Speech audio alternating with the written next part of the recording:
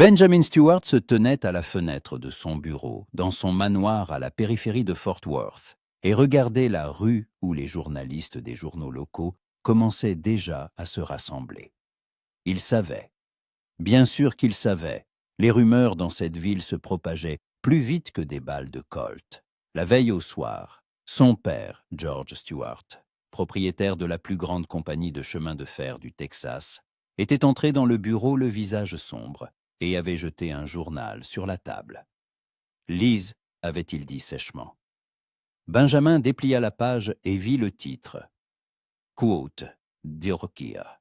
Suivaient les détails, exagérés, déformés, mais suffisamment proches de la vérité pour porter un coup à la réputation de la famille. Eleanor Harrison, l'épouse d'un sénateur, avait en effet été chez eux lors d'une réception 2 semaines plus tôt. Ils avaient discuté dans la bibliothèque et quelqu'un, un domestique ou un invité, avait cru voir plus que la réalité. « C'est absurde », dit Benjamin en reposant le journal. « Nous parlions simplement de livres. »« Je me fiche de ce dont vous avez parlé, » trancha son père. « Le sénateur Harrison exige déjà des explications, et demain, toute la presse en fera ses gros titres. Nos partenaires sont nerveux, les investisseurs aussi. Comprends-tu ce que signifie perdre la confiance dans notre milieu ?» Benjamin comprenait. Le secteur ferroviaire ne reposait pas seulement sur l'argent, mais aussi sur les relations, la réputation, le respect. Un seul scandale, et les contrats pouvaient te filer chez les concurrents. « Que proposes-tu » demanda-t-il, las. « De te marier » répondit son père. « Immédiatement. Montre à tous que tu es un homme de famille respectable, et non un libertin qui a des aventures avec les femmes des autres. Dans 2 semaines, je veux te voir avec une bague au doigt et une épouse à tes côtés. » Benjamin eut un sourire narquois. « 2 semaines. Tu penses sérieusement que je vais trouver une épouse convenable en 2 semaines? Tu trouveras, » dit son père avant de sortir, laissant derrière lui une odeur de cigare de luxe et un lourd silence. Maintenant, Benjamin se tenait à la fenêtre, passant en revue dans sa tête la liste de toutes les jeunes filles célibataires de leur cercle. Mais chacune d'elles était soit trop gâtée, soit trop ambitieuse, soit trop ennuyeuse. Il n'avait pas besoin d'amour, il avait cessé d'y croire depuis longtemps. Il avait besoin d'un arrangement pratique pour étouffer le scandale et retourner à ses affaires. La porte du bureau s'ouvrit et son régisseur, M. Colby, un homme âgé à la moustache grise et à l'expression toujours sérieuse, entra. « Monsieur Stewart, vous avez un visiteur, dit-il. »« Monsieur Willow, un fermier des environs, il dit que c'est urgent. » Benjamin grimaça. La dernière chose dont il avait envie était de s'occuper des problèmes d'un fermier. Mais Colby ne l'aurait pas dérangé sans raison. « Faites-le entrer, » acquiesça-t-il. Un homme d'une 50aine d'années entra dans le bureau, vêtu d'une veste usée et d'un chapeau à large bord. Son visage était buriné, ses mains calleuses, celles d'un travailleur.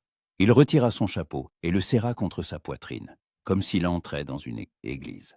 « Monsieur Stewart, merci de me recevoir, » dit-il. « Je suis Thomas Willow. J'ai une petite ferme à l'ouest d'ici.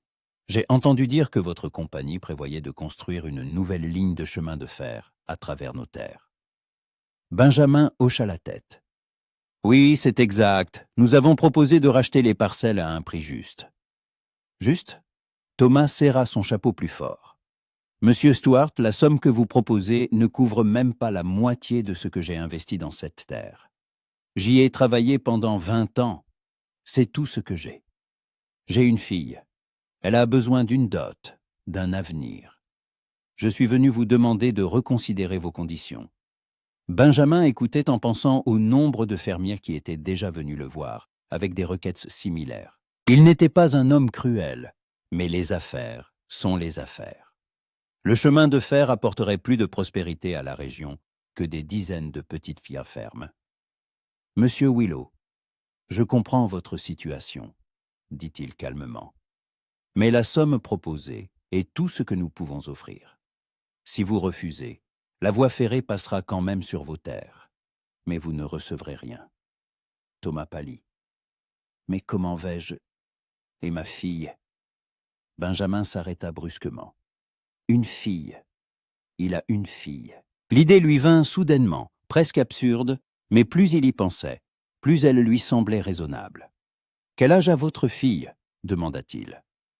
Thomas cligna des yeux, déconcerté. « 22 ans. Pourquoi demandez-vous cela? Est-elle mariée? » Non. Mais quel était le rapport?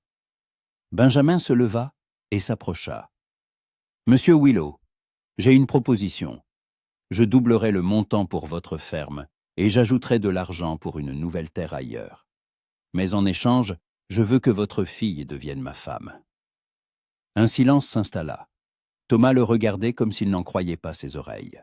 « Vous plaisantez » parvint-il enfin à articuler. « Non, » répondit Benjamin. « J'ai besoin d'une femme, d'urgence. Votre fille convient.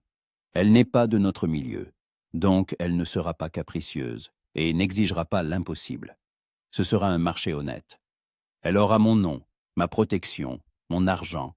Vous aurez une nouvelle ferme, et j'aurai ce dont j'ai besoin. » Thomas secoua la tête. « C'est de la folie. Margaret n'acceptera jamais une chose pareille. Elle n'est pas une marchandise que l'on peut acheter. »« Je ne l'achète pas, » dit froidement Benjamin. « Je propose un mariage. Si elle refuse, je n'insisterai pas. Mais, réfléchissez. Quelles sont ses perspectives à la ferme? Épouser un autre fermier, vivre dans le besoin et travailler du matin au soir. Je peux lui offrir un tout autre avenir. » Thomas resta longtemps silencieux. Puis il dit doucement, « Je dois lui en parler. Je ne peux pas décider pour elle. »« Bien sûr, » acquiesça Benjamin. « Revenez demain avec votre réponse. Mais n'oubliez pas, mon offre n'est valable que 24 heures. » Thomas partit et Benjamin retourna à la fenêtre. En bas, les journalistes attendaient toujours. Il eut un sourire narquois. Si cette jeune fille acceptait, le scandale disparaîtrait en une nuit. Les journaux parleraient d'une histoire romantique. Le riche héritier épousant une simple fille du peuple. Le public adorait ce genre de conte de fées. Quant à Margaret Willow elle-même, il n'avait aucune idée de son apparence. Cela n'avait aucune importance. Le mariage serait une formalité. Elle vivrait dans sa maison, porterait son nom, mais chacun aurait ses propres affaires, sa propre vie. Aucune illusion stupide sur l'amour. Le lendemain, Thomas Willow revint. Il avait l'air épuisé, comme s'il n'avait pas dormi de la nuit. À ses côtés se tenait une jeune femme, dans une simple robe marron à col haut, les cheveux dissimulés sous un modeste bonnet.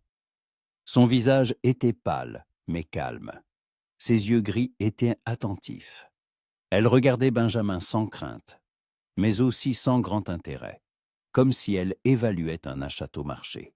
« Voici ma fille ?»« Margaret, » dit doucement Thomas. « Elle accepte. » Benjamin hocha la tête et s'adressa à la jeune femme. « Mademoiselle Willow, je me dois d'être honnête avec vous. Ce mariage est un arrangement d'affaires. Je ne vous promets Guanta ni amour ni passion, mais je vous promets le respect, le confort et la sécurité. Vous ne serez ma femme que sur le papier. Vous aurez votre propre chambre, vos propres occupations. Je ne me mêlerai pas de votre vie si vous ne vous mêlez pas de la mienne. » Margaret garda le silence quelques secondes, puis répondit d'une voix égale. « Je comprends les conditions, monsieur Stewart. J'accepte ce mariage si vous tenez la promesse faite à mon pépère. » Sa voix était basse, légèrement rauque, avec un léger accent texan. Benjamin pensa malgré lui qu'elle parlait comme quelqu'un qui a l'habitude de tenir sa parole. « Bien sûr, » dit-il. « Mon régisseur préparera tous les documents. Le mariage aura lieu dans 1 semaine. Vous devrez emménager au manoir quelques jours avant la cérémonie pour vous familiariser avec la maison et le personnel. » Margaret acquiesça. « Très bien. » Thomas posa une main sur l'épaule de sa fille. « Margaret, si tu changes d'avis, je ne changerai pas d'avis, papa, » dit-elle doucement mais fermement. « Tout ira bien. » Ils partirent et Benjamin resta seul. Il se versa un whisky et le but d'un trait. Tout s'était déroulé plus facilement qu'il ne l'avait pensé. Dans 1 semaine, le scandale serait oublié, sa réputation restaurée, et les affaires reprendraient leur cours. Il ne savait pas encore que, quelques mois plus tard, il passerait des nuits blanches à penser aux yeux gris de la jeune femme qui était entrée dans sa vie comme une partie d'un accord commercial, et qui y était restée comme quelque chose de plus, quelque chose qu'il ne pouvait nommer, mais qu'il ne pouvait plus ignorer. Margaret se tenait devant le miroir de la petite chambre de la ferme et contemplait son reflet. La simple robe grise qu'elle portait depuis 3 ans lui parut soudain trop usée, trop campagnarde. Elle passa la main sur le tissu et pensa que dans quelques jours, elle vivrait dans un manoir, porterait des tenues coûteuses et s'appellerait Madame Stuart. Madame Stuart. Cela sonnait étrange, presque irréel. Dehors, le soleil se couchait, peignant les prairies d'orange et de pourpre. Son père était assis sur le porche, en bas, et fumait sa pipe. Elle sentait l'odeur familière du tabac monter par la fenêtre ouverte. Depuis leur retour de la ville, ils ne parlaient presque plus, se contentant de se taire et de regarder au loin. Margaret savait qu'il se sentait coupable, qu'il avait l'impression d'avoir vendu sa fille pour de la terre. Mais ce n'était pas le cas. Elle avait pris sa propre décision. Quand son père lui avait parlé de la proposition de Benjamin Stuart la veille au soir, elle n'y avait d'abord pas cru. Puis, elle avait ri, un rire bref, sans joie. Ensuite, elle était restée longtemps assise en silence, fixant le feu dans la cheminée. Et la nuit, elle était restée éveillée, pensant à sa vie. 22 ans, la ferme, le travail de l'aube au crépuscule, les mains durcies par la lessive et le ménage, les prétendants qui venaient parfois le week-end, des files de fermiers voisins, maladroits, sentant l'écurie, ne parlant que de bétail et de récolte. Elle ne les méprisait pas, mais ne pouvait pas non plus s'imaginer à leur côté pour le reste de sa vie. Elle lisait les livres que son père rapportait de la ville, rêvait de quelque chose de plus grand que cette prairie infinie, où chaque jour ressemblait au précédent. Et maintenant, on lui offrait une issue. Oui, sans amour. Oui, comme un arrangement d'affaires. Mais la plupart des mariages dans leur région se construisaient-ils différemment? Les gens se mariaient pour la terre, pour l'aide à la ferme, pour les enfants. L'amour était un luxe rare que peu de gens pouvaient s'offrir. Et Benjamin Stuart, au moins, était honnête. Il ne promettait pas ce qu'il ne pouvait pas donner. Il ne prétendait pas éprouver des sentiments. Et cela, curieusement, la rassurait. Margaret était fatiguée de la fausseté, des hommes qui disaient de belles paroles, puis disparaissaient en apprenant qu'elle n'avait presque pas de dot. Elle descendit et sortit sur le porche. Son père leva la tête. « Tu ne trouverais pas le sommeil ?»« Non », avoua-t-elle en s'asseyant à côté de lui. Ils restèrent silencieux un moment, écoutant le vent murmurer dans les hautes herbes. Puis Thomas dit doucement, « Tu peux encore refuser, Maggie. Je trouverai une autre solution. Peut-être vendre une partie du bétail, prendre un crédit. »« Papa !» l'interrompit Margaret. « Nous savons tous les deux que tu ne rembourseras pas ce crédit. Le bétail ne couvrira même pas la moitié de la dette. Et le chemin de fer passera de toute façon sur notre terre. Monsieur Stuart a raison. Si nous refusons, nous nous retrouverons sans rien. Mais tu mérites mieux, dit Thomas d'une voix rauque. Tu mérites un vrai mariage, des enfants, un mari qui t'aimera. Margaret eut un sourire amer. Et tu penses que je trouverai un tel mari ici?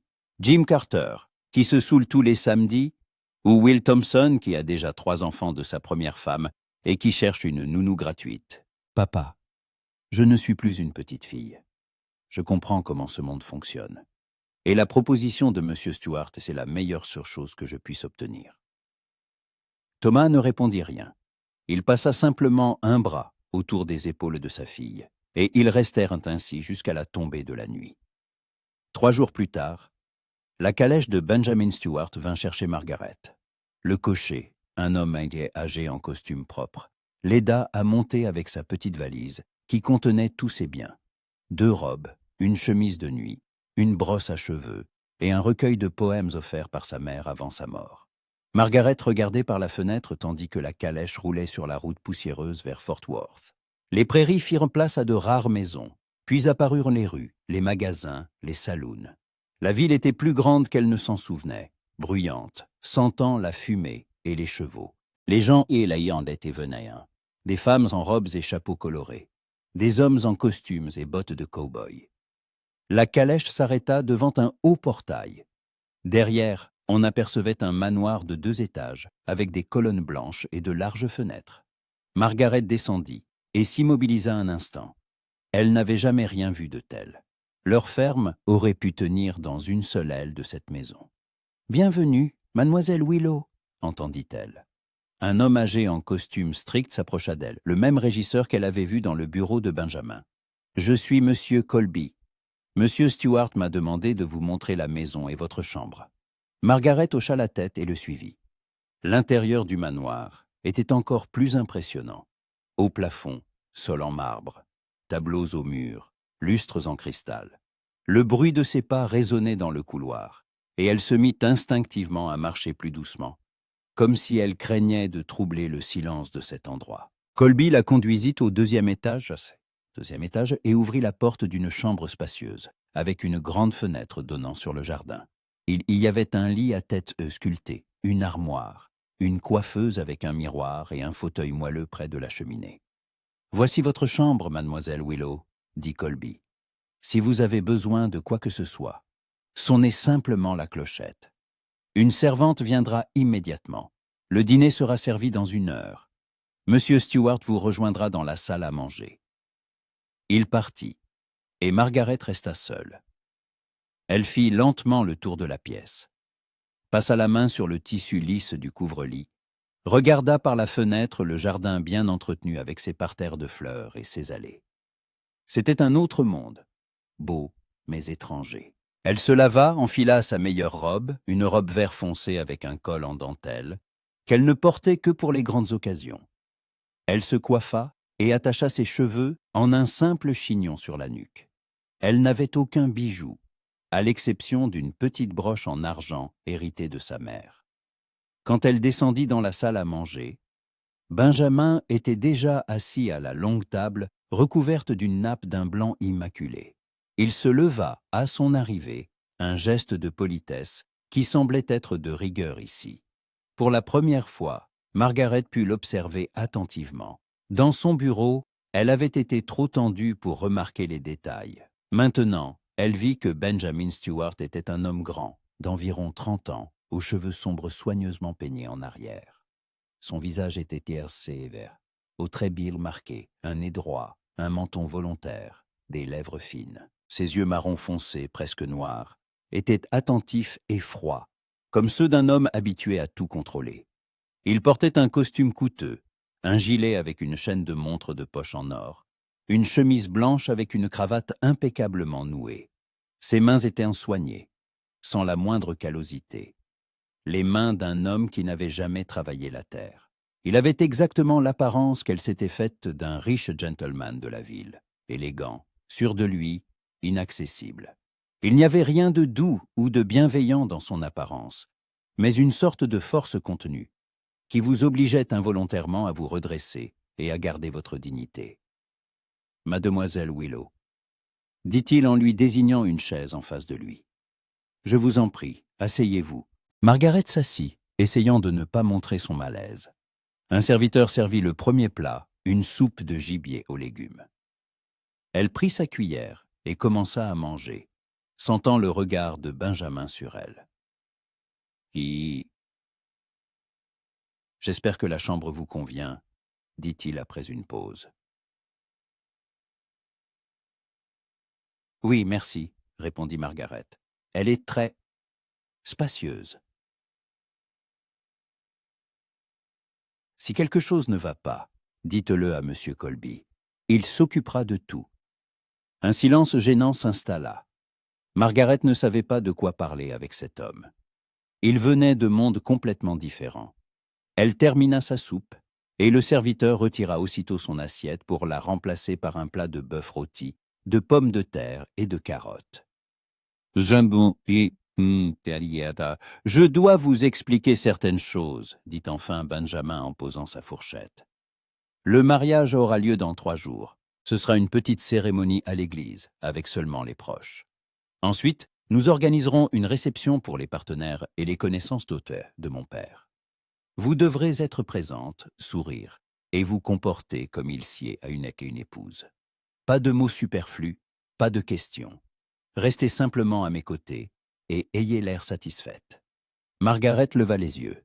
Je comprends. Vous avez besoin d'une femme de façade.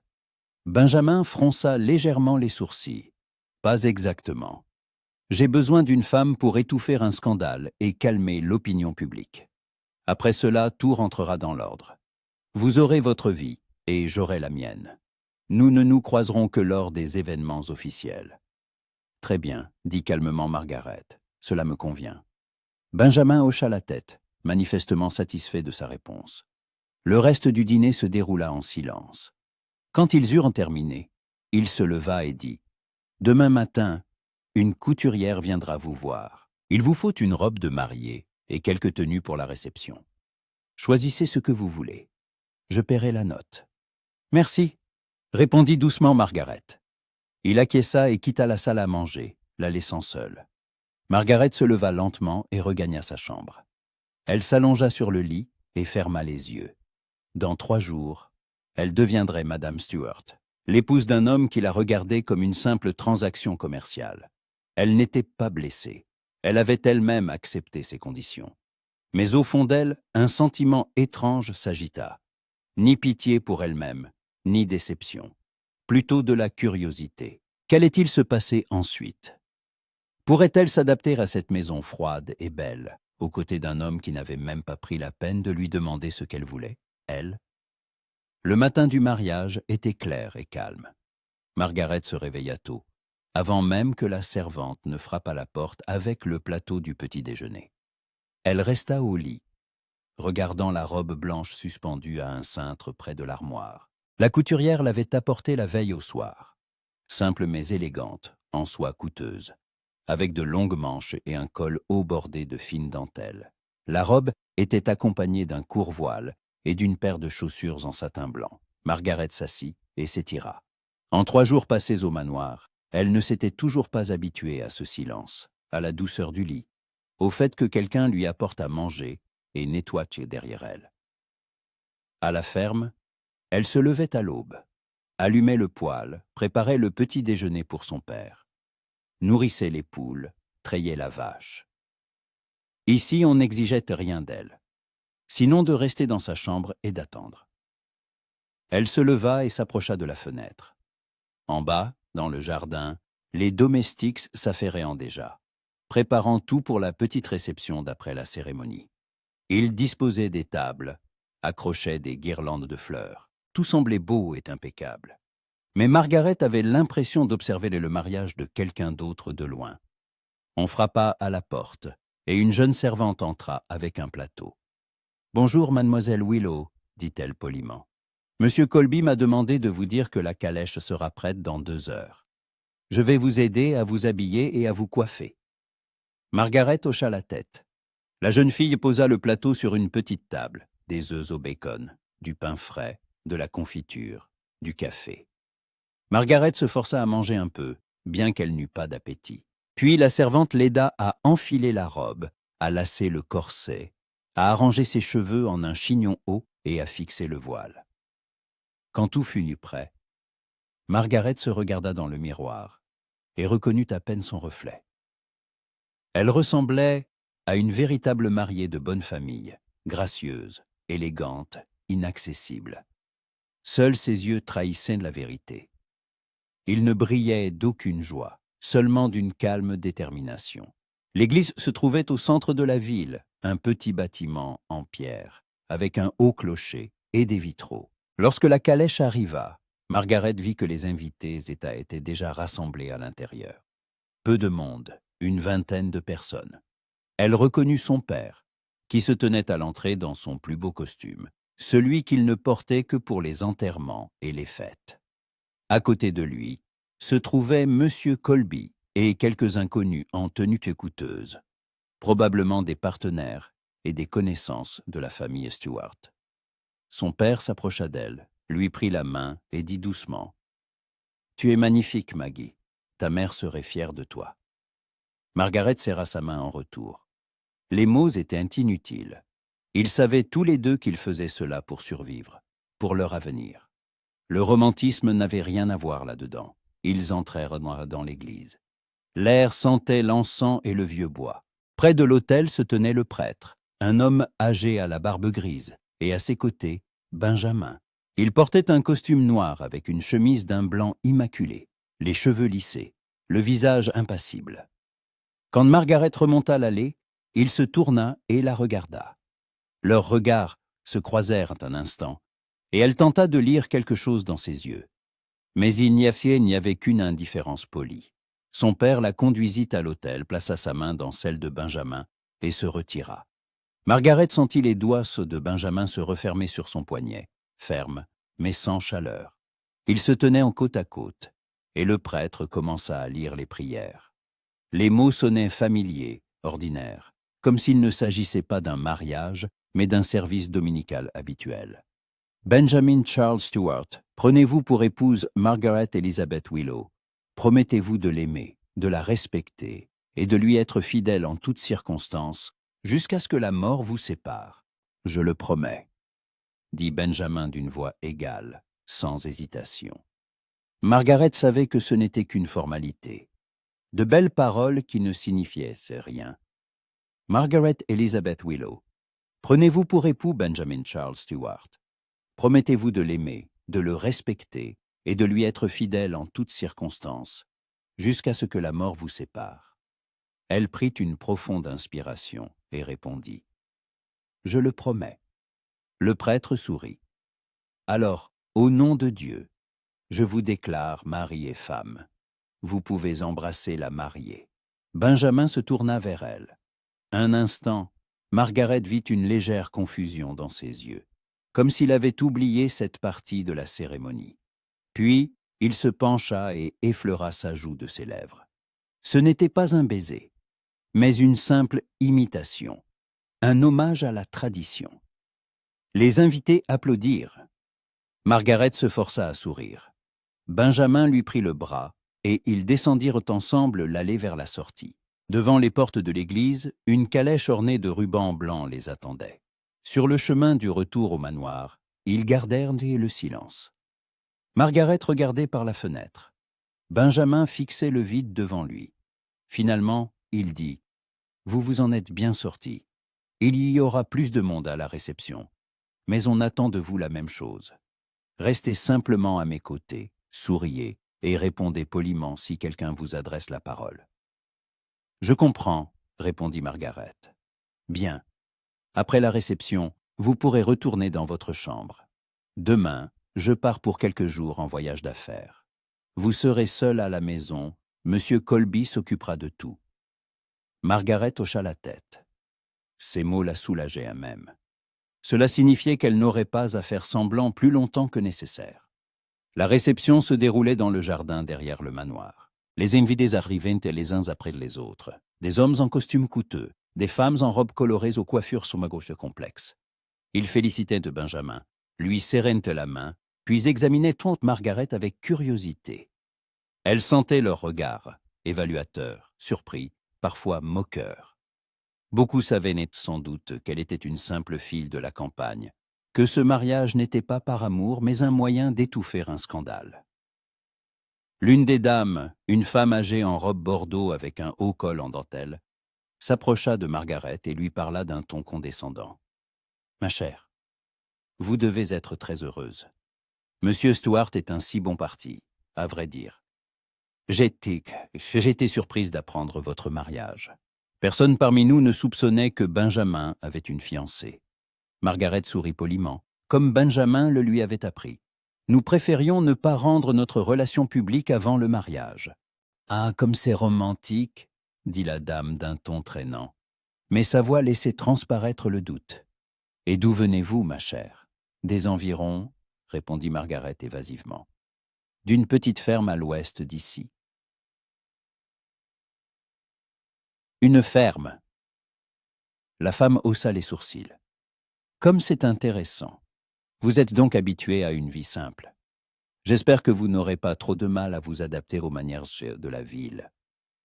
Margaret sentit une pointe d'irritation, mais se retint. J'apprends vite, madame. La femme eut un petit rire et s'éloigna, n'ayant manifestement pas obtenu ce qu'elle voulait entendre. Margaret la suivit du regard et pensa qu'il y aurait encore beaucoup de conversations de ce genre. Elle serait toujours une étrangère dans ce monde, trop simple, trop campagnarde, pas assez raffinée. Benjamin s'approcha d'elle avec un verre de vin. « Puis-je vous en offrir ?»« Non, merci, » répondit Margaret. « Je ne bois pas. » Il hocha la tête et but une gorgée. Puis il ajouta à voix basse. « Ne faites pas attention à Madame Clark. Elle adore les commérages, mais son opinion n'intéresse personne. »« Je n'y fais pas attention, » dit calmement Margaret. Benjamin la regarda plus attentivement. « Vous tenez le coup mieux que je ne l'aurais cru. La plupart des jeunes filles à votre place auraient déjà fondu en larmes de confusion. »« Je ne suis pas comme la plupart des jeunes filles, Monsieur Stuart, » répondit Margaret en soutenant son regard. Il eut un léger sourire. Pour la première fois, elle vit sur son visage quelque chose qui ressemblait à un semblant de sourire. « Je vois. Et d'ailleurs, vous pouvez m'appeler Benjamin maintenant. Ou Ben, si vous préférez. Nous sommes mari et femme, après tout. » Uniquement sur le papier, lui rappela Margaret. Uniquement sur le papier, consentit-il en buvant une autre gorgée de vin. La réception se prolongea jusqu'au soir. Lorsque le dernier invité fut enfin parti, Margaret sentit ses forces l'abandonner. Elle monta dans sa chambre, retira sa robe et son voile, se lava le visage à l'eau froide et s'allongea sur le lit. Son corps était endolori par la tension, mais elle ne parvenait pas à s'endormir. Elle ressassait les événements de la journée, la cérémonie, la réception, les conversations, les regards. Elle était devenue Madame Stuart, l'épouse d'un homme qu'elle connaissait à peine. Dehors, la nuit était tombée. En bas, une porte claqua, des pas se firent entendre. Puis de nouveau, le silence. Margaret ferma les yeux et essaya d'imaginer la suite. Benjamin partirait demain et elle resterait seule dans cette immense maison. Que ferait-elle? Lire, se promener dans le jardin, attendre que son mari revienne pour repartir aussitôt? Elle se sentit soudainement triste, non pas par pitié pour elle-même, mais en réalisant que sa vie était désormais une attente. L'attente d'événements qui dépendaient des autres, des décisions de Benjamin, de ses projets, de ses affaires. Elle se tourna sur le côté et ramena la couverture sur elle. Peut-être que cela passerait avec le temps. Peut-être trouverait-elle une occupation, apprendrait-elle à vivre dans ce nouveau monde. Ou peut-être resterait-elle une ombre dans le coin d'une maison étrangère. Une belle poupée que l'on ne sort que pour les réceptions et les événements officiels. Margaret ne le savait pas. Elle ferma simplement les yeux et laissa la fatigue l'emporter. Le matin, Benjamin partit sans même lui dire au revoir. Monsieur Colby l'en informa au petit déjeuner. Monsieur Stuart est parti pour Austin pour les affaires de la compagnie. Il sera de retour dans une semaine. Si vous avez besoin de quoi que ce soit, adressez-vous à moi. Margaret hocha la tête et termina son porridge au miel. Puis elle monta dans sa chambre et s'assit près de la fenêtre avec un livre. Mais elle n'arrivait pas à lire. Ses pensées vagabondaient, les lettres se brouillaient devant ses yeux. Elle se leva et sortit dans le couloir. Le manoir était immense, et elle ne l'avait pas encore vraiment exploré. Margaret parcourut lentement le deuxième étage, jetant un coup d'œil dans les pièces. La plupart étaient vides ou encombrées de vieux meubles. L'une des portes était entr'ouverte, et Margaret y jeta un œil. C'était le bureau de Benjamin. Un grand bureau couvert de papier, des étagères de livres le long des murs, une carte du Texas au mur avec des itinéraires ferroviaires marqués. Une odeur de tabac et d'encre y flottait. Margaret entra et s'approcha du bureau. Il y avait des lettres, des contrats, des factures. Elle ne toucha à rien, mais lut involontairement quelques lignes d'une lettre ouverte. « Cher Monsieur Stuart, concernant votre proposition d'extension de la ligne. » Voilà donc à quoi il s'occupait. Il bâtissait un empire, traçait des routes, décidait quelles terres seraient achetées, quelle vie serait changée. Et elle faisait maintenant partie de ce monde, l'épouse de l'homme qui avait changé son destin d'une seule décision. Margaret sortit du bureau et referma la porte derrière elle. Elle surmonterait cette épreuve. Elle apprendrait à vivre ici. Mais quelque chose en elle, une petite partie obstinée de son âme, lui murmurait « Tu mérites tout, mérites mieux. Tu mérites d'être vue, entendue, aimée. » Margaret chassa cette pensée. L'amour était un luxe qu'elle ne pouvait pas se permettre. Les jours sans Benjamin s'étiraient lentement, comme une chaleur estivale poisseuse. Le manoir devint encore plus silencieux qu'auparavant. Margaret tentait de remplir ses matinées et ses soirées de nouvelles habitudes. De petites promenades dans le jardin, de la lecture à la bibliothèque, parfois de longues conversations avec M. Colby pendant le dîner. Il se révéla être un homme doté d'un sens de l'humour subtil et d'une grande culture générale. Et bien qu'il ne sortît jamais du cadre des formalités, son calme l'aidait à garder la tête hors de l'eau dans ce nouveau monde.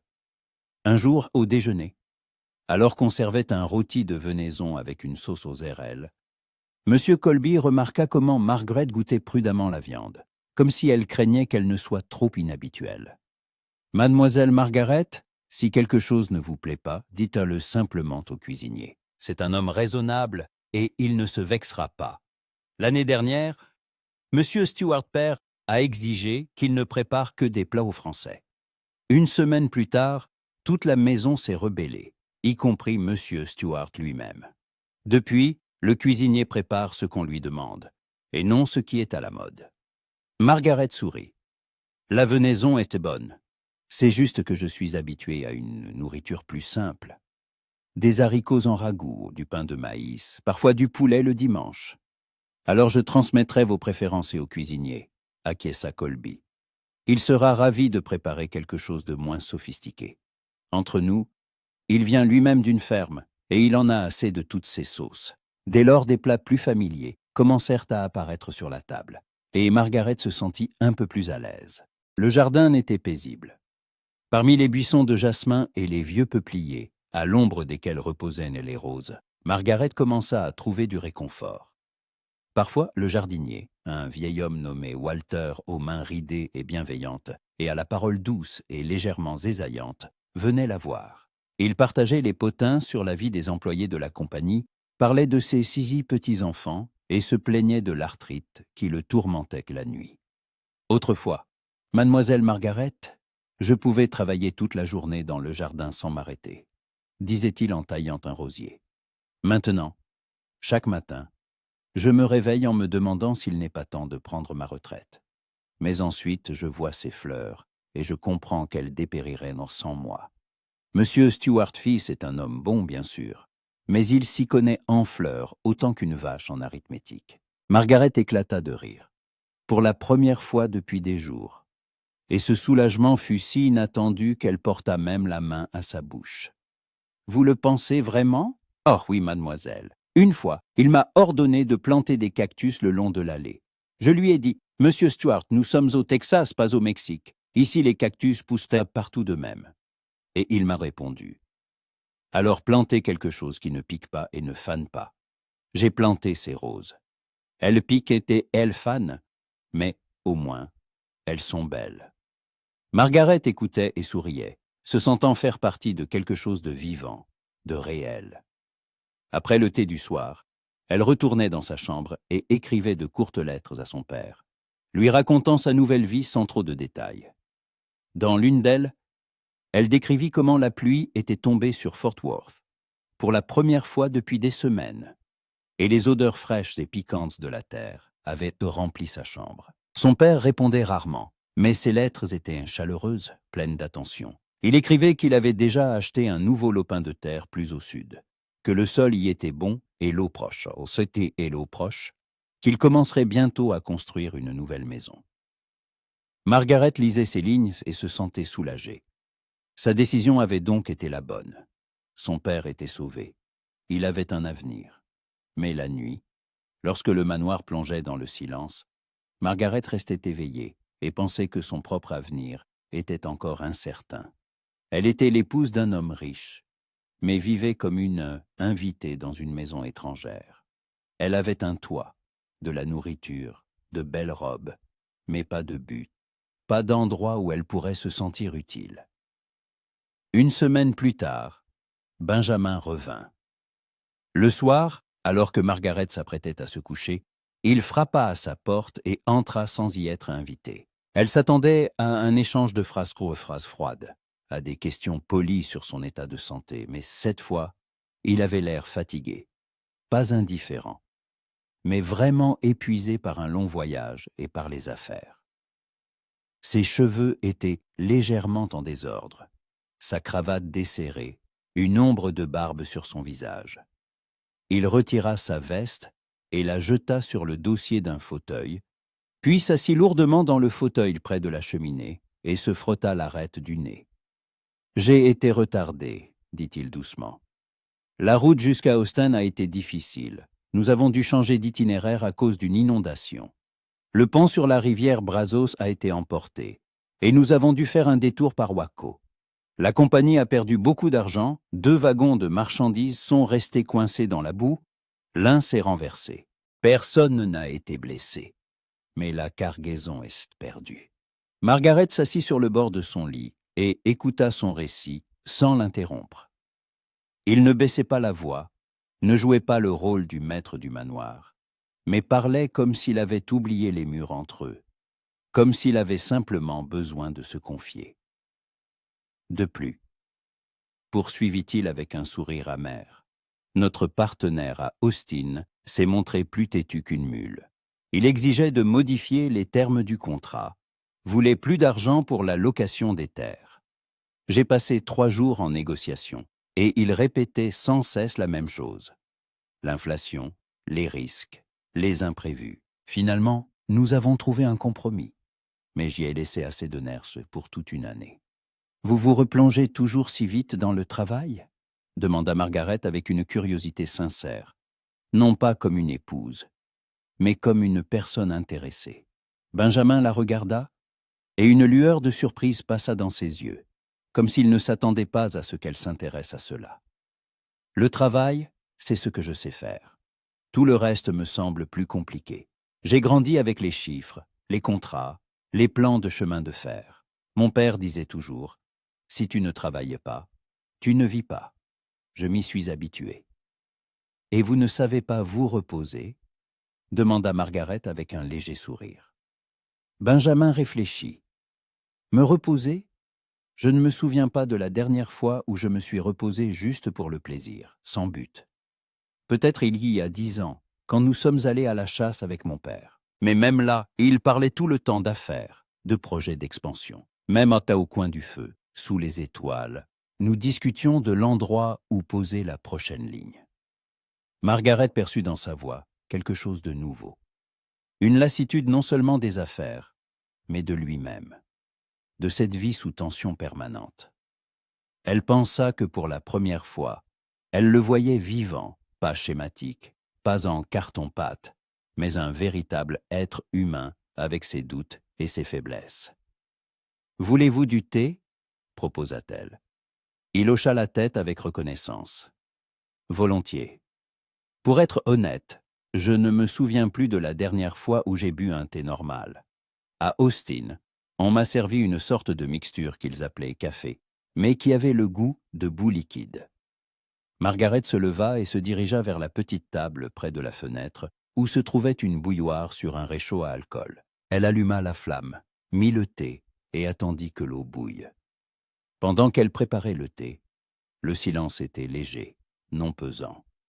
Quand elle revint avec 2 tasses, Benjamin s'était rapproché du feu. Il prit sa tasse et but une gorgée prudente.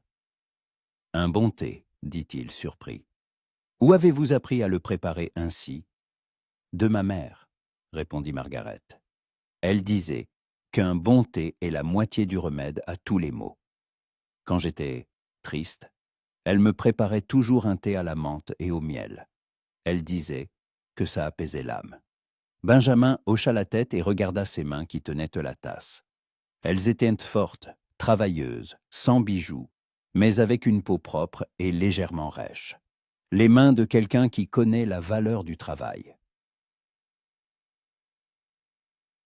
J'ai vu votre lettre à Monsieur Colby concernant l'aide demandée pour le jardinier, dit-il soudainement.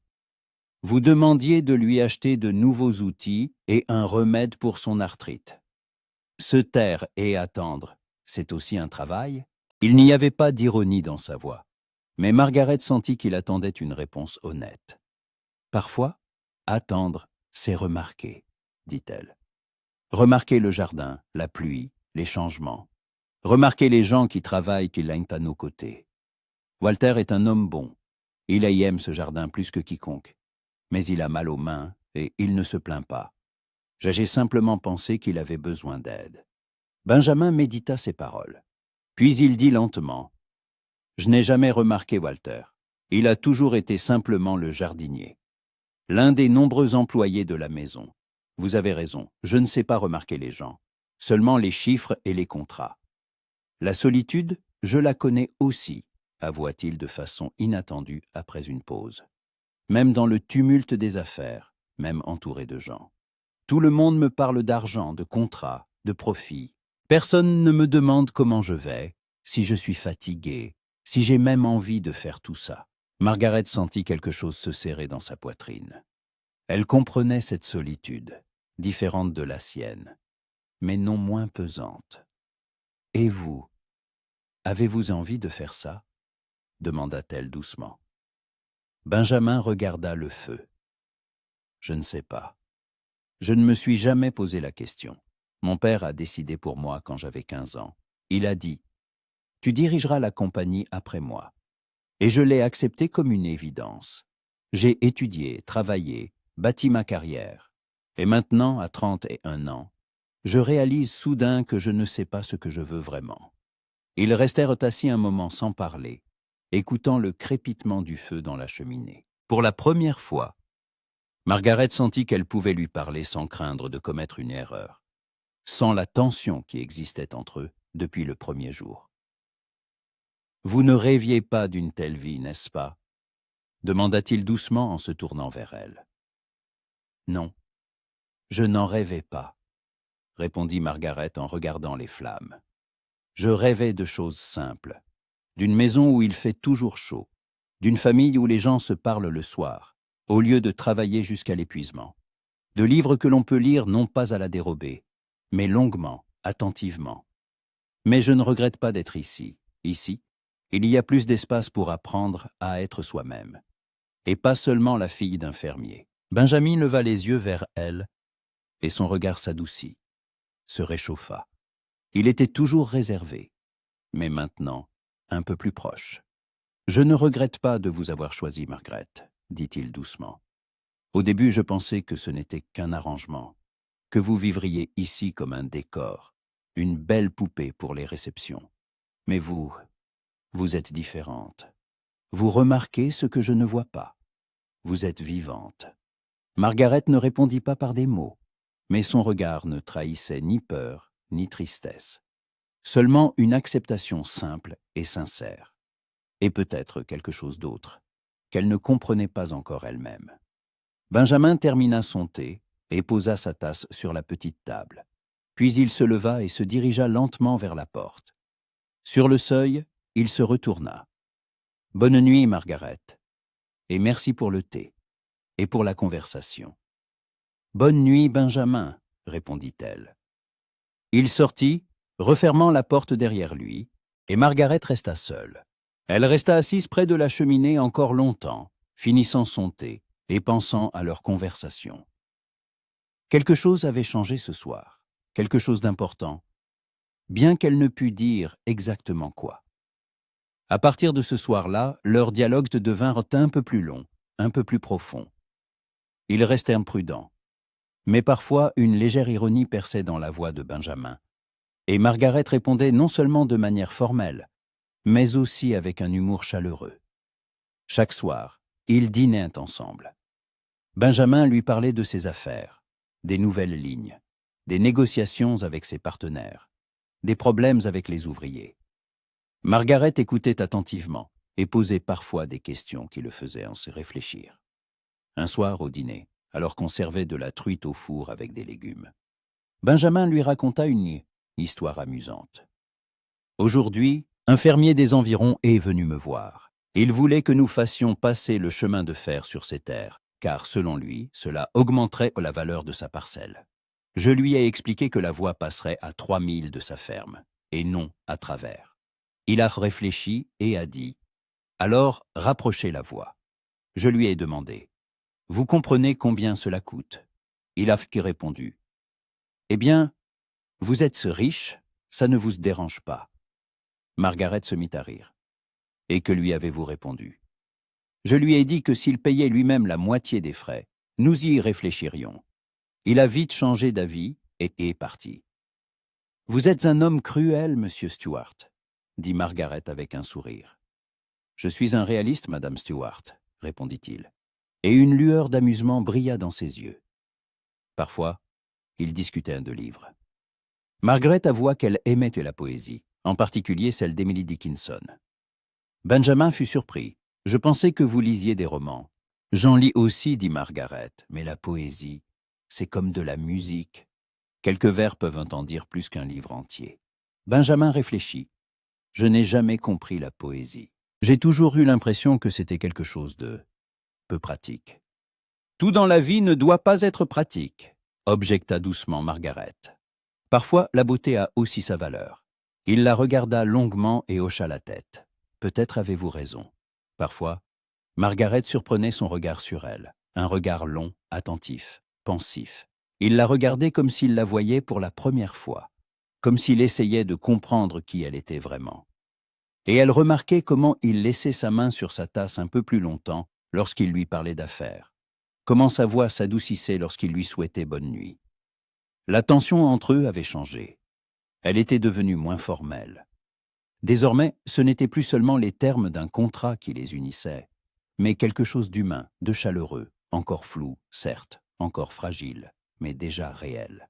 Une nuit, alors qu'un orage faisait rage dehors, Margaret était assise près de la cheminée, pensant au passé et à l'avenir. Les éclairs illuminaient la pièce de flash brillants, le tonnerre grondait si fort que les vitres tremblaient. Elle entendait les pas de Benjamin dans le couloir. Il ne dormait pas. Il arpentait la maison, et elle le savait. Désormais, il reviendrait toujours, car ils avaient tous les deux trouvé ce qui leur manquait, l'attente de l'autre. Margaret se leva et s'approcha de la fenêtre. La pluie tombait à verse, transformant le jardin en une tache floue. Au loin, un éclair illumina la silhouette de la ville. Elle songea à la bizarrerie de la vie. 2 mois plus tôt, elle se tenait à la fenêtre de sa ferme, regardant la prairie infinie, pensant que sa vie ne changerait jamais. Et maintenant, elle était ici, dans ce manoir, épouse d'un homme riche, et sentait quelque chose changer en elle. Lentement, mais inexorablement. Elle ne savait pas ce qui allait suivre. Mais pour la première fois depuis longtemps, elle n'avait pas peur de l'avenir. 2 mois s'étaient écoulés depuis cette soirée, où ils avaient eu leur première vraie conversation. Pendant ce temps, la vie au manoir s'était emplie de nouveaux rythmes et de nouvelles habitudes. Margaret ne se sentait plus comme une invitée. Elle avait commencé à arranger la maison à sa manière, ajoutant de petits détails qui la rendaient plus chaleureuse. Des fleurs fraîches sur les tables, des livres dans le salon, de nouveaux rideaux dans la salle à manger. Benjamin remarquait ces changements sans rien dire, mais parfois, elle surprenait son regard, pensif et approbateur. Ils dînaient de plus en plus souvent ensemble, et leur conversation s'allongeait. Benjamin lui parlait de son travail, de la difficulté de construire une nouvelle ligne de chemin de fer à travers un col de montagne, de l'entêtement des investisseurs qui exigeaient l'impossible. Margaret écoutait, posait des questions, et il découvrait avec surprise qu'elle s'y intéressait vraiment. Un soir, alors que la table était garnie de côtes de porc braisées avec des haricots et du pain de maïs, un plat que Margaret avait demandé au cuisinier de préparer, Benjamin dit soudain « Vous savez, mon associé à Dallas m'a demandé l'autre jour si j'étais heureuse en mariage.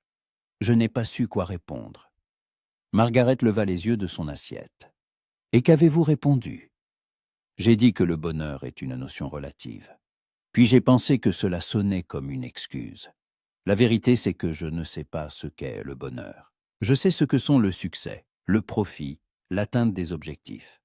Mais le bonheur, c'est autre chose. Margaret posa sa fourchette. Et vous, voulez-vous être heureux? Benjamin réfléchit, regardant le feu dans la cheminée.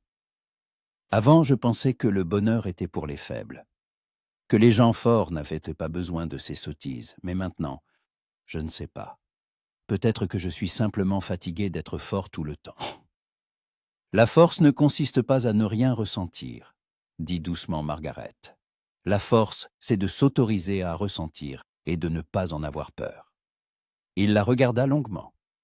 Comment savez-vous cela? De ma mère. Elle disait que mon père était l'homme le plus fort qu'elle s'ait connu, parce qu'il n'avait pas honte de pleurer quand c'était dur et de rire quand il était joyeux.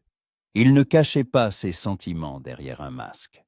Benjamin hocha lentement la tête. « Votre mère était une femme sage. »« Oui, » acquiesça Margaret. « Dommage que j'aie passé si peu de temps avec elle.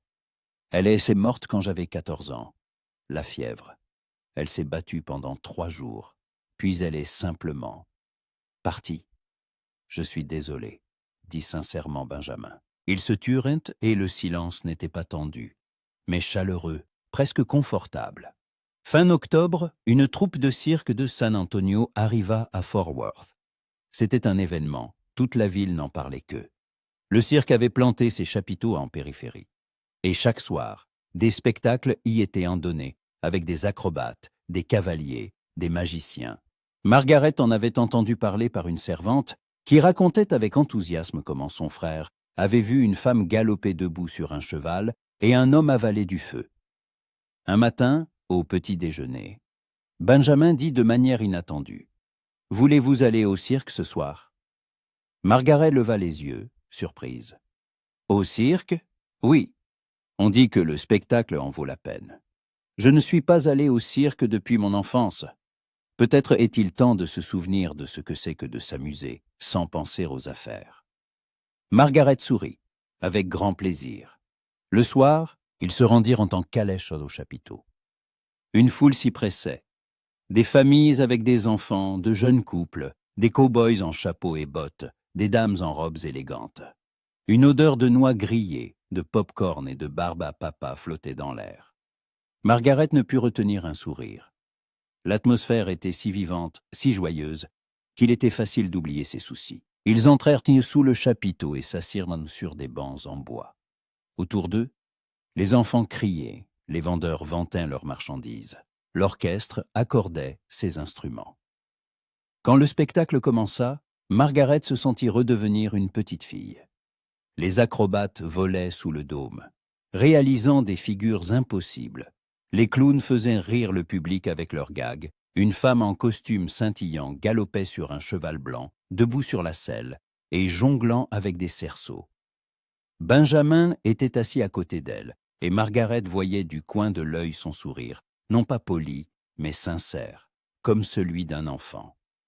À un moment, lorsqu'un acrobate faillit tomber du trapèze, mais se rattrapa in extremis à la main de son partenaire, toute la salle retint son souffle, et Benjamin saisit instinctivement la main de Margaret. Elle sentit la chaleur de sa paume, ferme et rassurante, et son cœur s'emballa. Il sembla se reprendre et lâcha sa main, mais une légère confusion se lisait sur son visage, ce que Margaret remarqua et mémorisa. Après le spectacle, ils retournèrent lentement vers la calèche.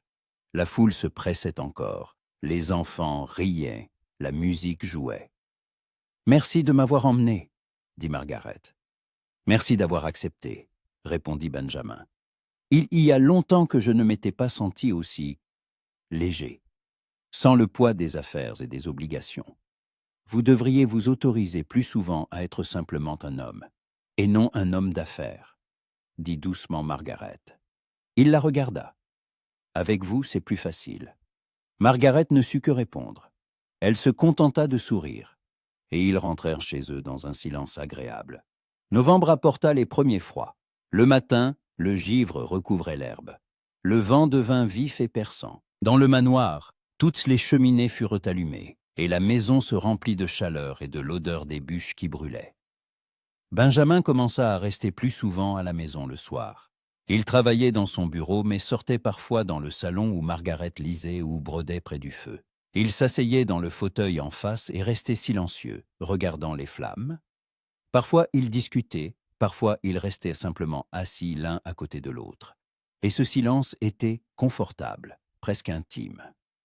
Un soir, alors que le vent hurlait dehors, Benjamin entra dans le salon avec une bouteille de whisky et 2 verres. « Vous me tenez compagnie ?» demanda-t-il. « Je ne bois pas d'alcool fort, » lui rappela Margaret. « Alors je boirai pour 2, » sourit-il en se servant.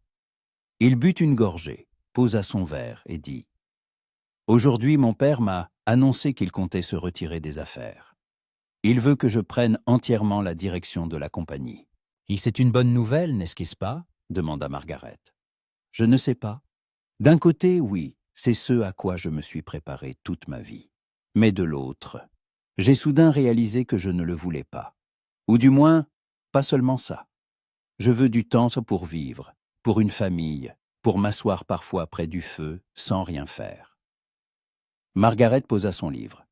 « Alors, dites-le lui. Ce n'est pas si simple. Mon père a consacré toute sa vie à cette compagnie. Pour lui, renoncer au contrôle total est déjà un pas énorme. Si je lui dis que je veux moins travailler, il pensera que je suis un faible. Ou il comprendra que vous êtes simplement un homme, objecta Margaret, que vous avez votre propre vie, vos propres désirs. Les pères sont parfois sévères, mais ils aiment leurs enfants. Mon père était pareil, exigeant, dur. Mais quand je lui ai dit que je voulais mieux apprendre à lire et à écrire, il a trouvé l'argent pour un professeur. Parce qu'il m'aimait. » Benjamin réfléchit. « Mon père ne m'a jamais dit qu'il m'aimait. Il disait qu'il était fier de moi, que je répondais à ses attentes. Mais l'amour, je ne suis pas sûr qu'il en soit capable. »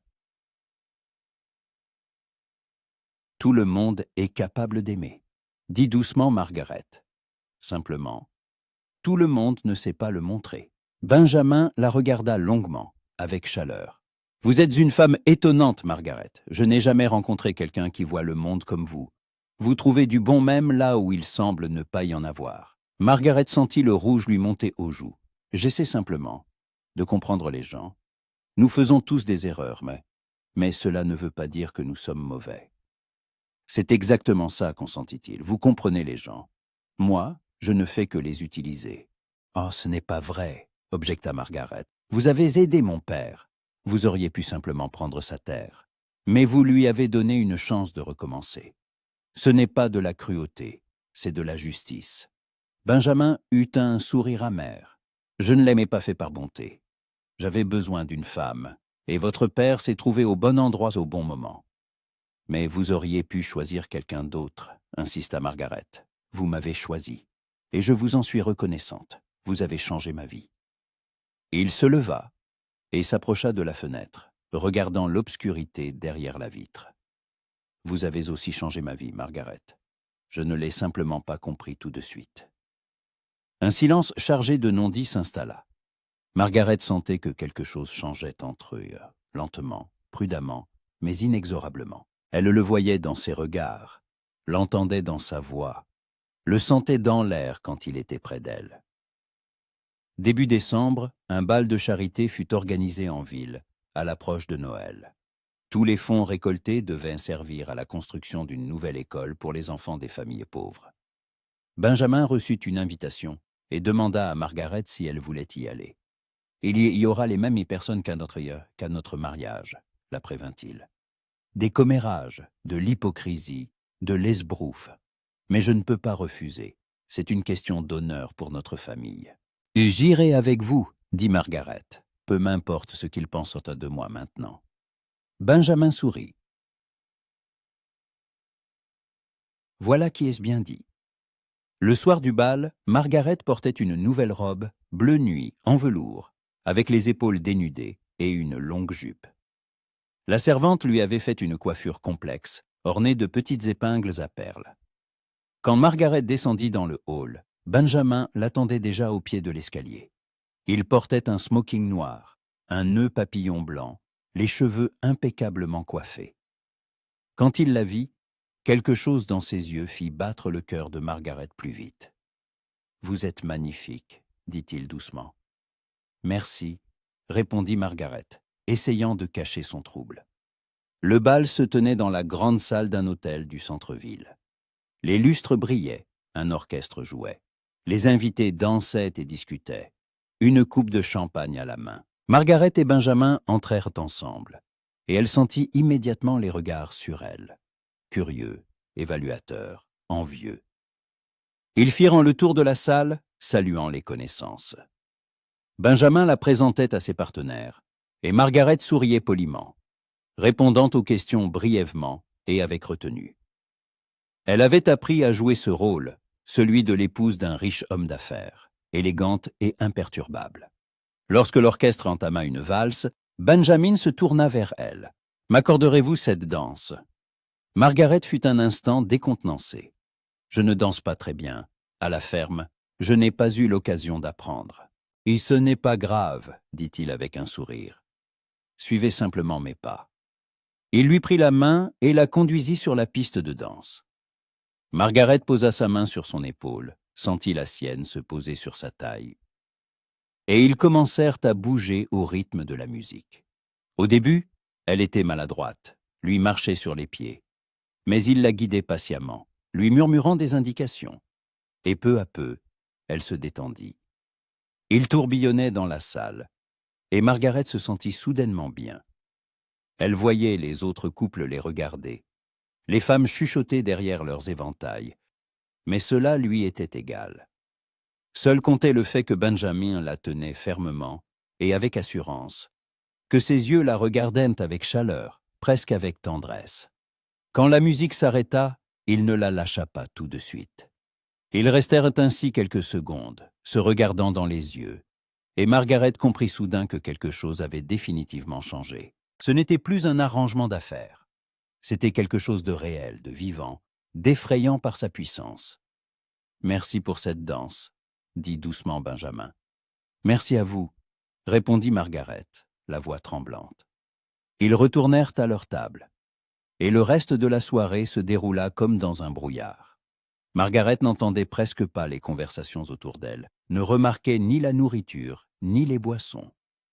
Elle ne pensait qu'à une chose, à ce qu'elle avait ressenti dans ses bras, à la chaleur de sa main sur sa taille, à son regard qui la réchauffait plus que n'importe quelle cheminée.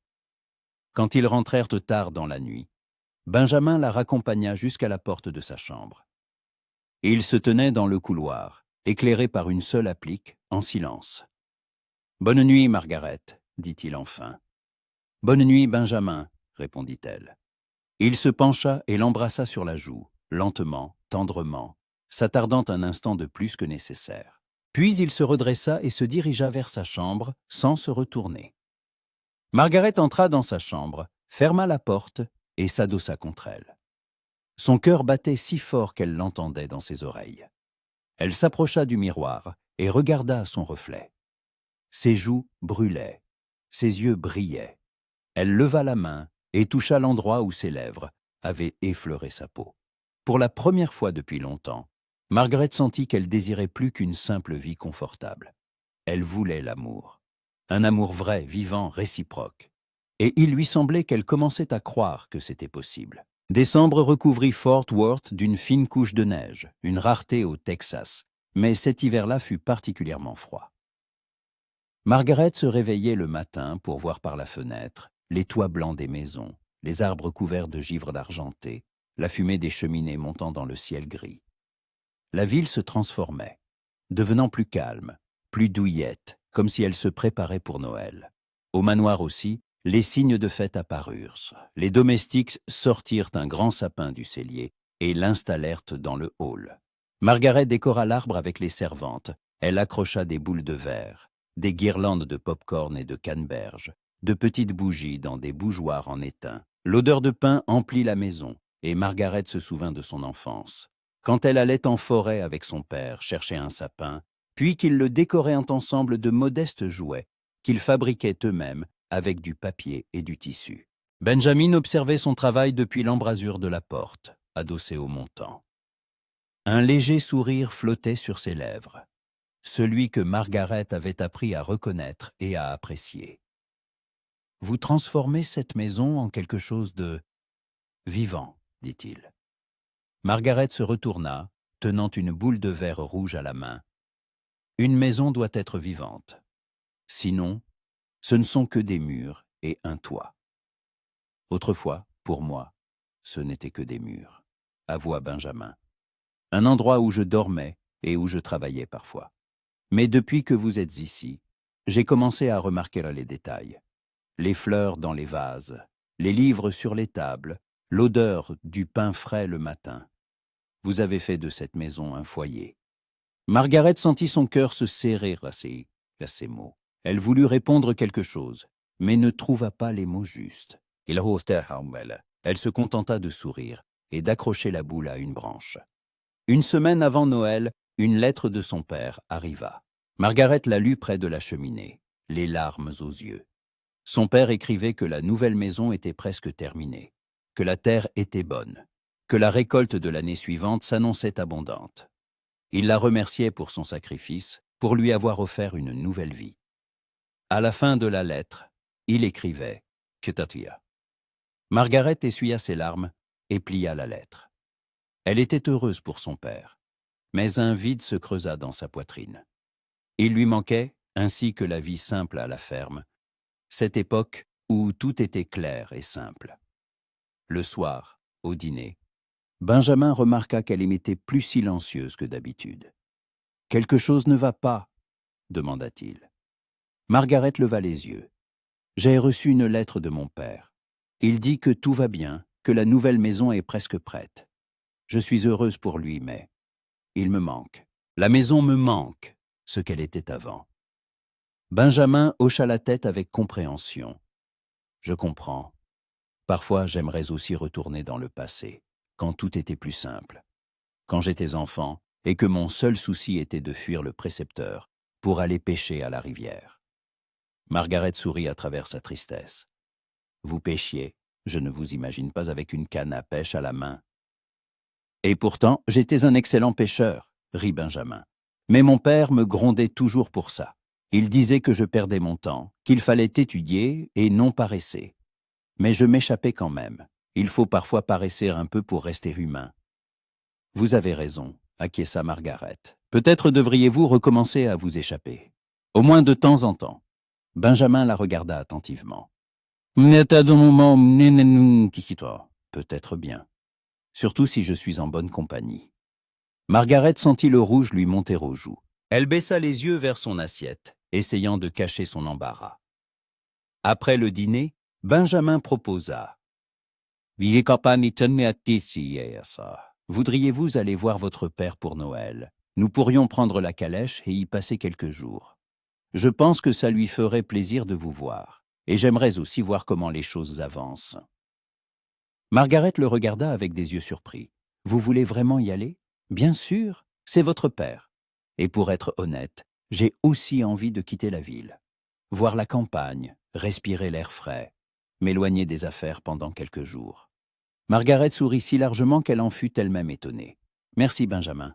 Cela signifie beaucoup pour moi. »« Je sais, » répondit-il doucement. Le jour de Noël, ils partirent tôt le matin.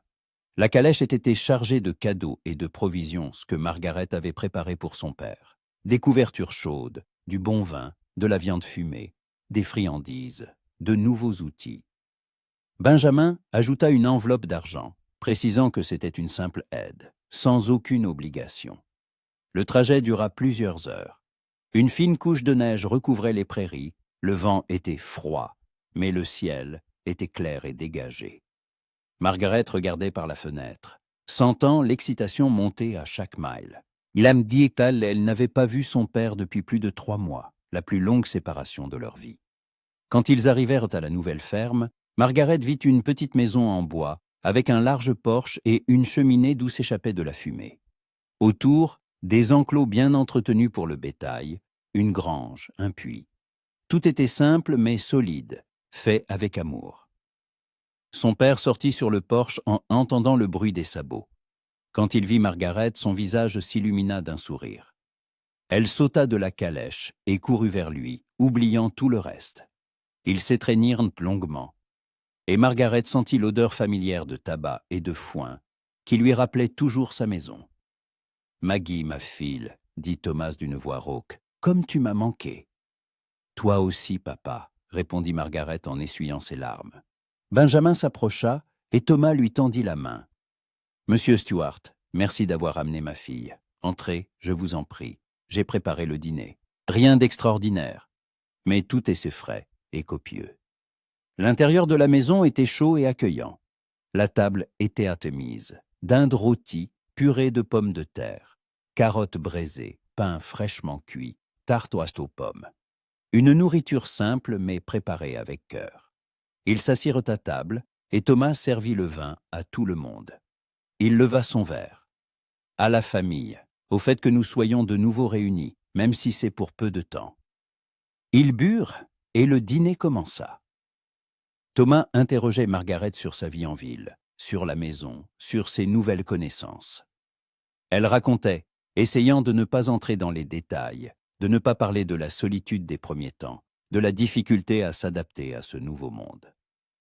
Benjamin participait également à la conversation, et Margaret remarqua avec surprise qu'il discutait facilement avec son père, posant des questions sur la ferme, sur les projets futurs, partageant des conseils. Il n'y avait pas entre eux le mur qu'elle s'attendait à voir, le mur entre le riche homme d'affaires et le simple fermier.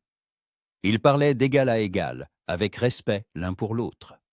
Après le dîner, ils s'assirent près du feu, et Thomas raconta des histoires du passé, comment il avait rencontré la mère de Margaret à la foire, comment il l'avait demandée en mariage malgré la résistance de son père sévère, comment ils avaient été construits ensemble leur première maison sur l'ancienne ferme. « Ta mère était la femme la plus têtue que j'aie connue, » dit Thomas avec un sourire. Quand elle décidait quelque chose, personne ne pouvait la faire changer d'avis. Tu lui ressembles beaucoup, Maggie. Margaret sourit. L'entêtement est un trait de famille. Et un bon trait, ajouta Benjamin. Sans entêtement, on n'arrive à rien dans la vie. Thomas hocha la tête et regarda Benjamin. Monsieur Stuart, je tiens à vous remercier. Pas seulement pour l'argent et la terre.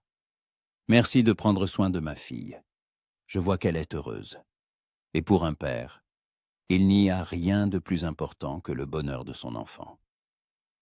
Benjamin resta silencieux un instant, puis dit doucement « Je fais de mon mieux, monsieur Willow. Votre fille est une femme extraordinaire.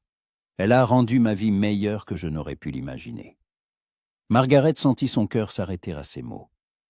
Elle regarda Benjamin et leurs regards se croisèrent. Il y avait quelque chose de nouveau dans ses yeux, quelque chose de chaleureux, de tendre, d'une sincérité effrayante. Cette nuit-là, Margaret ne put trouver le sommeil, ressassant les événements de la journée. Les mots de Benjamin résonnaient dans ses oreilles. Il l'avait dit sincèrement, sans faux semblant. Margaret se leva et s'approcha de la fenêtre. La neige brillait au clair de lune. Un silence total régnait, seulement troublé par le hurlement du vent. Elle songea à quel point sa vie avait changé en quelques mois. Elle était arrivée au manoir dans le cadre d'un arrangement commercial, comme une épouse de convenance. Mais maintenant, elle sentait qu'elle était devenue quelque chose de plus. Pas seulement une épouse sur le papier, mais une personne qui comptait pour Benjamin. Et il était devenu important pour elle. Elle ne pouvait plus se mentir, prétendre que ce n'était qu'un mariage de convenance. Elle pensait à lui constamment, à son sourire, à sa voix, à la façon dont il la regardait de ses longs regards attentifs. Elle attendait avec impatience les soirées où ils s'asseyaient ensemble près du feu, discutant ou restant simplement silencieux. Il lui manquait quand il partait en voyage d'affaires. C'était de l'amour. Margaret le comprit avec une clarté à la fois joyeuse et effrayante. Elle était tombée amoureuse de son mari, de l'homme qui l'avait épousée pour sauver sa réputation, sans aucun sentiment. Mais les choses avaient-elles changé pour lui? Ressentait-il la même chose? Elle ne le savait pas, et c'était le plus effrayant. Le matin, ils prirent le petit déjeuner tous ensemble. des crêpes au sirop d'érable, du bacon, des œufs, du café fort. Ensuite, Benjamin et Thomas sortirent à la grange pour discuter de quelques affaires, tandis que Margaret aidait son père aux tâches-poches ménagères. Elle nourrissait les poules, portait l'étau du puits, balayait le porche, toutes ces tâches simples qu'elle avait accomplies pendant des années. Et c'était si familier, si apaisant, qu'elle se sentit de nouveau elle-même. Quand vint le moment de partir, Thomas serra sa fille fort dans ses bras. « Reviens, Maggie, quand tu voudras. Cette maison sera toujours la tienne. »« Je reviendrai, papa, » promit Margaret. « C'est sûr, je reviendrai. » Ils montèrent dans la calèche et prirent le chemin du retour. En route, Margaret était silencieuse, pensive. Benjamin le remarqua. « À quoi pensez-vous » Margaret resta silencieuse un instant, puis dit doucement. « À la bizarrerie de la vie. Il y a quelques mois, j'étais une simple fille de ferme qui ne pouvait rien imaginer au-delà de ces prairies. Et maintenant, je suis l'épouse d'un homme riche, je vis dans un manoir, je vais à des bals. Mais parfois, j'ai l'impression d'être toujours cette jeune fille qui ne sait pas qui elle est vraiment. » Benjamin se tourna vers elle. « Vous savez qui vous êtes, Margaret. Vous êtes une femme forte, bonne et intelligente. Vous n'avez pas changé. Seul ce qui vous entoure a changé. Mais votre essence est restée la même. Et vous, avez-vous changé ?» demanda Margaret en le regardant dans les yeux. Benjamin réfléchit. « Oui, j'ai changé. Avant, je ne vivais que pour le travail, l'argent, le succès. Je ne remarquais pas les gens ni la beauté, je ne pensais pas à ce qu'était le bonheur. Et maintenant, j'y pense tous les jours.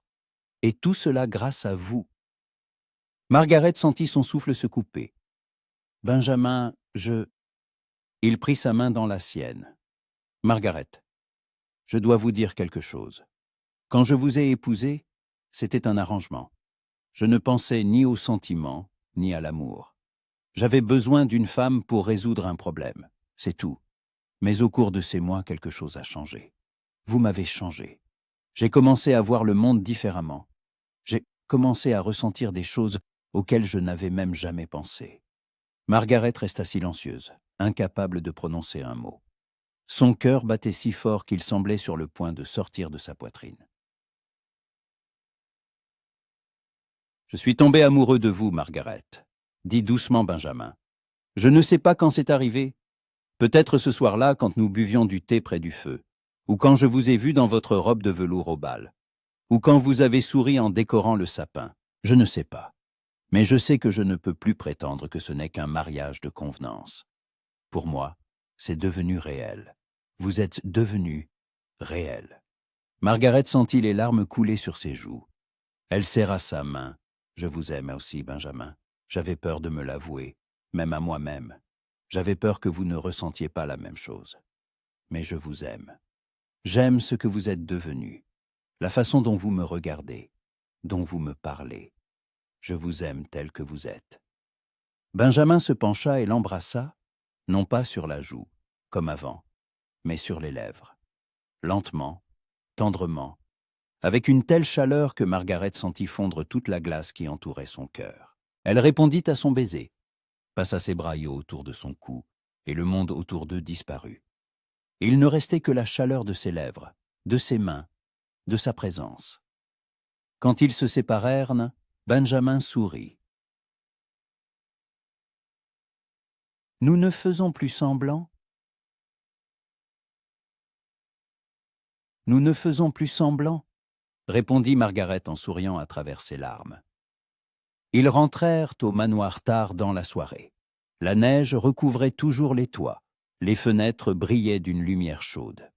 Benjamin aida Margaret à descendre de la calèche, et ils entrèrent dans la maison en se tenant la main. Monsieur Colby les accueillit dans le hall et sourit discrètement, remarquant que quelque chose avait changé entre eux. Il ne dit rien, hocha simplement la tête et se retira, les laissant seuls. Ils montèrent à l'étage et devant la porte de sa chambre. Margaret s'arrêta.